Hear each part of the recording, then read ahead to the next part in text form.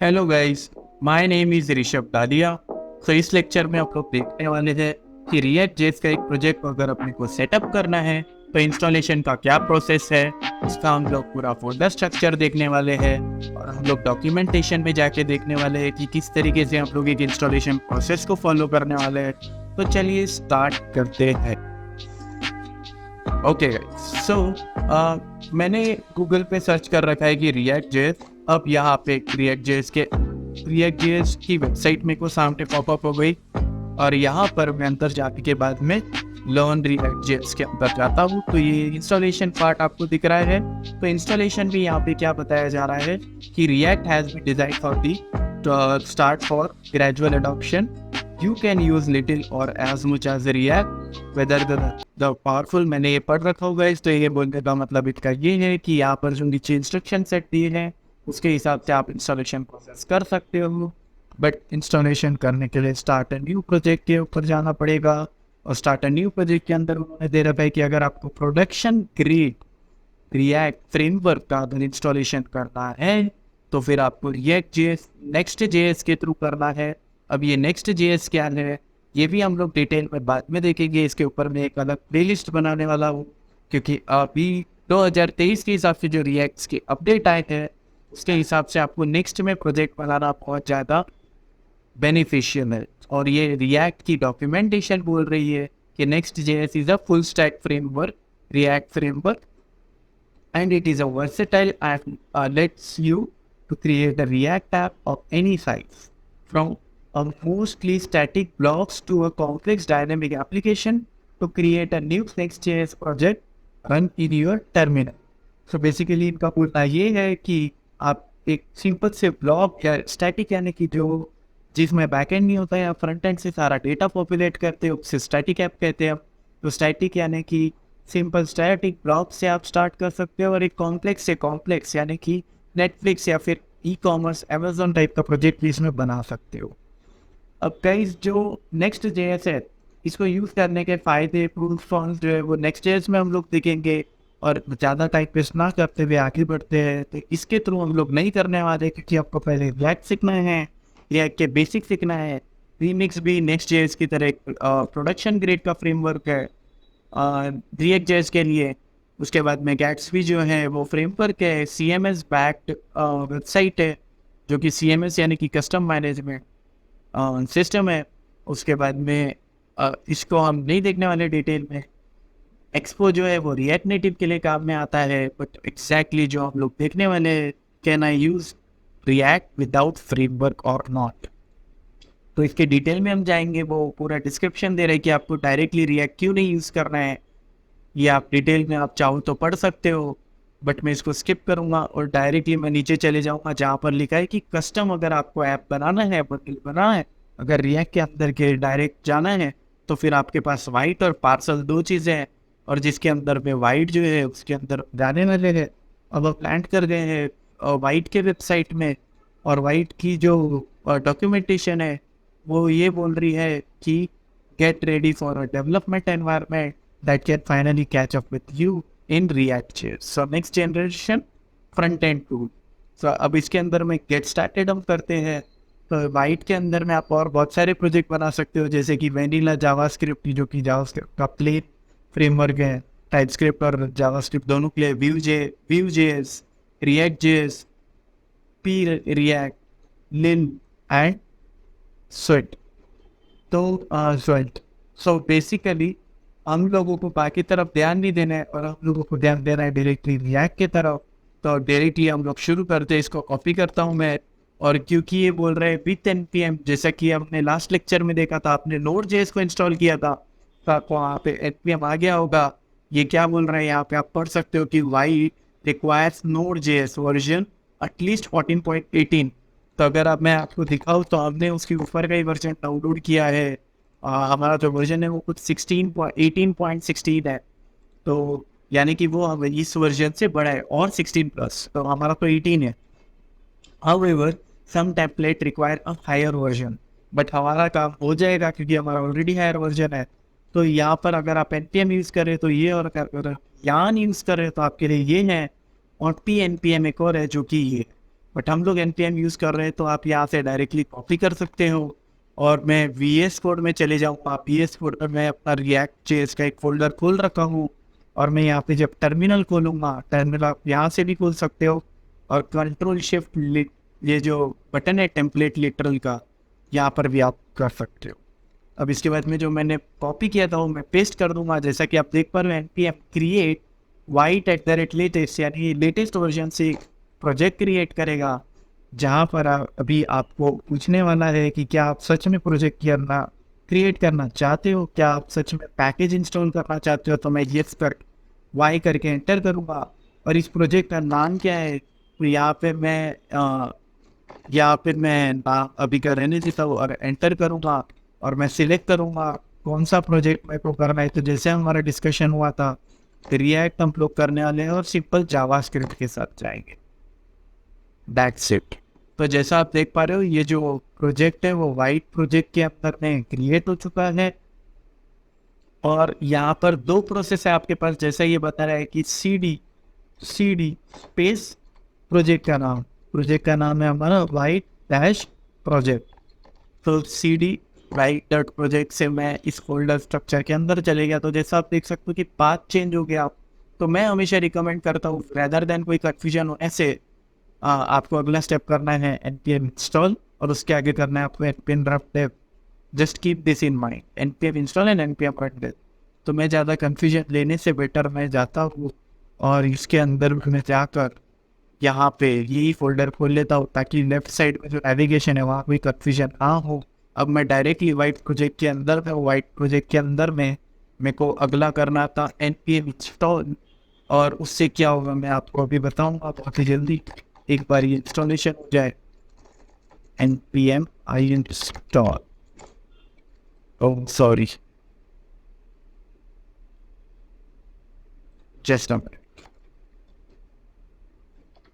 npm install। तो जैसा कि आप देख पा रहे हो कि npm इंस्टॉलेशन प्रोसेस स्टार्ट हो गया है। और जब तक ये इंस्टॉलेशन प्रोसेस चलता है, मैं आपको ये फोल्डर स्ट्रक्चर समझा देता हूँ। तो बेसिकली यहाँ पे white.js की कॉन्फ़िगरेशन फाइल है। अगर आपको यहाँ पे कुछ भी पुश करना है एड ऑन, तो यहाँ पे कर सकते हो। package.json में हमारे को देखने मिल जाएगा हमारे प्रोजेक्ट का नाम क्या है। जैसे कि हमारा प्रोजेक्ट का नाम जो था वो वाइट प्रोजेक्ट था, और उसके बाद में हमारे को पूरी डिटेल्स यहाँ पे देखने में मिल रही है। जो डिपेंडेंसीज है इसमें वह है रिएक्ट और रिएक्ट डॉम। तो बेसिकली ये डिपेंडेंसीज का मतलब ये होता है कि ये दो डिपेंडेंसीज को हम यूज़ करने वाले हैं, और ये दो डिपेंडेंसीज जो है इसके वर्जन भी यहाँ पे दिए है। और ये नोड मॉड्यूल्स जो होते हैं वो बेसिकली पैबल्स होता है इसके अंदर, और पैक्स होते हैं। तो जैसे मैं बहुत ही सिंपल एग्जांपल देता हूँ आपको। आप एक शॉप में जा रहे हो जहाँ पर बहुत बड़ा मॉल है, तो वहाँ पर आपको जो चीज़ें आपकी ज़रूरत की चीज़ें आपने वो ले ली और बाकी चीज़ें छोड़ दी। तो जो चीज़ें आप लोगे वो डिपेंडेंसी में इंक्लूड होते जाएगा, और वो यहाँ से वो यूज़ में लाता जाएगा। तो बेसिकली ये एक रिएक्ट जेएस का फोल्डर स्ट्रक्चर है, जहाँ पर आपको package.json में आपको सारी डिपेंडेंसीज देखने को मिल जाएगी। और पैकेज लॉग में आप जाकर देख सकते हो कि इसकी स्क्रिप्ट अगर आपको रन करना है तो वो हम किस तरीके से रन करेंगे। जैसे कि आप देख पा रहे हो ये बहुत बड़ी फाइल है। तो ये पैकेज.log जेसन फाइल है। उसके बाद में आप index.html फाइल देख पाओगे।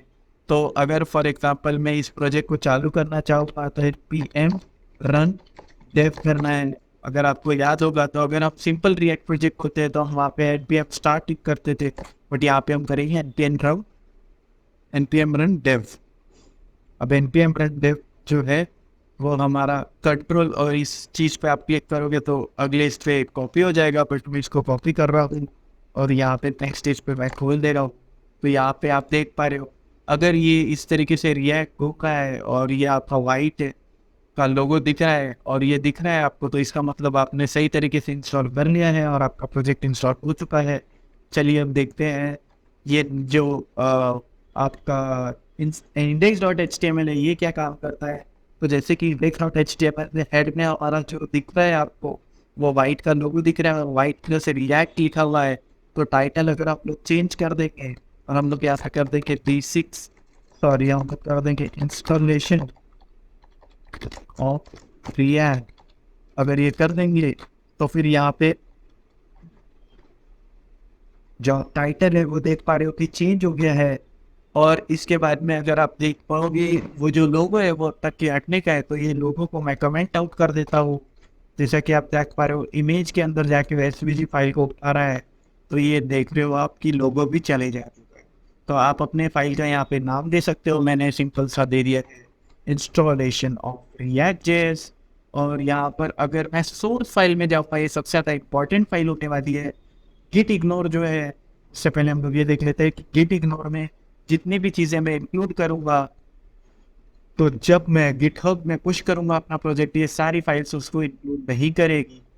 और तो यहाँ पर नोड मॉड्यूल्स जैसे कि यहाँ पे देख रहे हो आप, अगर मैं इसको हटाऊंगा तो नोड मॉड्यूल्स का जो फाइल है वो गिट में पुश होगा, बट अब मैं इसको हटाऊंगा नहीं क्योंकि नोड मॉड्यूल्स आप कभी भी गिटहब में नहीं डाल देते हैं। अब सोर्स के अंदर अगर हम जाएंगे तो वहाँ पे आपको दिखेगा index.css file, main.jsx file. main.jsx file basically आपका ऐप कंसिस्ट करता है, और app.jsx फाइल। तो app.jsx फाइल के अंदर जैसा कि आप देख पा रहे हो कि यहाँ पर बहुत सारी चीज़ें आपको दिख रही है, तो ये सब कुछ कमेंट आउट कर देता हूँ। और यहाँ पे मैं लिख देता हूँ कि h1 टैग के अंदर मैं लिख देता हूँ hello React.js installation with ratio। और यहाँ पर मैं आपको अगर दिखाऊं तो ये देख पा रहे हो आप, hello React.js installation with ratio।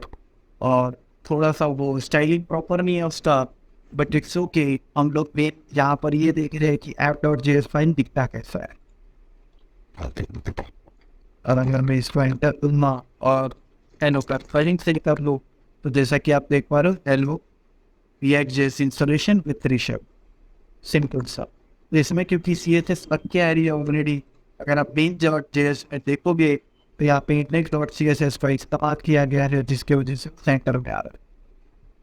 तो अगर आपको ये देख पा रहे हो आपकी app.jsx जो है वो हमने main.jsx में डाला है, तो बेसिकली ये main.jsx जो है वो पहले हमारा index.js रहता था। और इसमें हम लोग क्या कर रहे हैं मैं आपको बहुत ही क्लियरली बताता हूँ। अगर आप index.html में आएंगे तो हमारे को हम देख पा रहे हैं कि वहाँ पे बॉडी में सिर्फ और सिर्फ एक आईडी को हमने पॉपुलेट किया है। और जैसे कि जावास्क्रिप्ट में हम लोग आईडी के थ्रू कोई भी चीज़ इस div के अंदर में पॉपुलेट कर सकते हैं, हम लोग वही कर रहे हैं और कुछ नहीं। React DOM create true document dot get element by ID, so whatever will be inside this ID we are going to, so इस ID के अंदर में हम रेंडर कर रहे हैं app.js, ये जो ऐप है। और इस ऐप के अंदर में जाऊँगा तो ये पूरी डिटेल है। मैं इसको हटा दूंगा और सिंपल सा आप देखो कि ये कैसे रेंडर हो रहा है। Simple guys. तो एक बार और मैं बता देता हूँ कि जो index.html है वहाँ पर हमारा जो रूट था वो था, रूट के अंदर में आईडी पे हम लोग क्या कर रहे हैं कि रूट के आईडी पे हम लोग रेंडर कर रहे हैं। यहाँ पर हम लोग लिख रहे हैं कि document.getElementById रूट, एंड यहाँ पे हम लोग रेंडर कर रहे हैं ऐप। और ऐप के अंदर में हमारा पूरा जो हमने लिख रखा है हेलो React.js वो आपको दिख पा रहा है। और आखिरी में हम लोग जाते हैं पब्लिक के अंदर, तो पब्लिक के अंदर हमारी सिर्फ एक SVG फाइल थी। अगर आपको याद होगा तो मैंने यहाँ पे जो SVG फाइल थी वो हटाया था, वो और कोई नहीं, वो यही SVG फाइल थी। और यहाँ पे आप पब्लिक के अंदर SVG फाइल रख सकते हो। तो जैसे पहले आप फोल्डर स्ट्रक्चर देखते थे जो index.html है वो पब्लिक के अंदर आया करता था, बट अब वो बाहर आने लगा है। और सोर्स के अंदर में जो index.js फाइल थी वो सबके एक्सटेंशन जो है वो JSX हो चुके हैं। सो JSX मतलब ये होता है कि हम लोग XML यानी कि हम लोग जो HTML और जावास्क्रिप्ट का कॉम्बिनेशन लिखते हैं कोड का, उसको कहते हैं अब JSX elements. So that is it guys. बहुत ही सिंपल था ये फोल्डर स्ट्रक्चर। और अगर आपको कोई डाउट है तो आप कमेंट सेक्शन में पूछ सकते हो, मैं उसके लिए फिर से वीडियो बनाऊंगा।